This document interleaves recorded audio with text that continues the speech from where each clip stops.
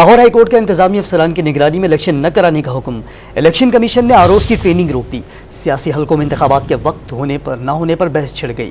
شہباز شریف نے تحریک انصاف کی درخواستوں کو الیکشن کے خلاف سازش قرار دے دیا۔ پاکستان پیپلز پارٹی کے فیصل کریم کنڈی نے الیکشن کے بعد وقت انعقاد کا مطالبہ کیا۔ ایم کیو ایم نے بھی آروز کی ٹریننگ روکنے پر اظہار تشویش کیا۔ استحکام پاکستان پارٹی نے الیکشن کے التوا کا خدشہ ظاہر کر دیا۔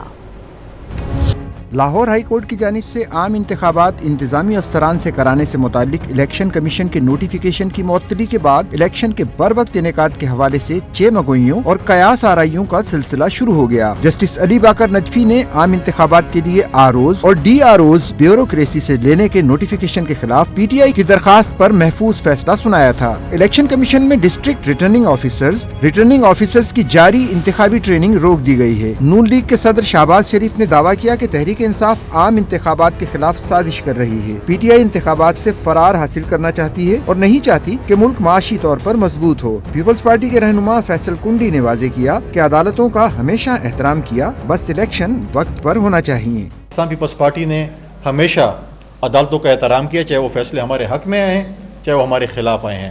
ہم یہ سمجھتے ہیں کہ جو کچھ بھی ہونا ہے، اداروں کا یہ مسئلہ ہے، جو کچھ بھی ہونا جلدی ہو، 8 فروری الیکشن ہونے چاہیے۔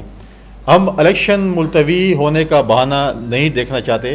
ایم کیو ایم پاکستان کے رہنما فیصل سبزواری نے مطالبہ کیا کہ الیکشن ایسے ہوں جن پر سوالات نہ اٹھ سکیں، انتخابات کو آرو الیکشن کہا جا سکے، نہ آر ٹی ایس الیکشن۔ یہ چاہتے ہیں کہ الیکشنز کا عمل ریونیو افسران ہوں اگر تو وہ شفافیت کے ساتھ کریں، اس پہ سوال نہ اٹھے، نہ 2013 کی طرح ریٹرننگ افسران کا الیکشن کہلائے، نہ 2018 کی طرح آر ٹی ایس کا الیکشن کہلائے۔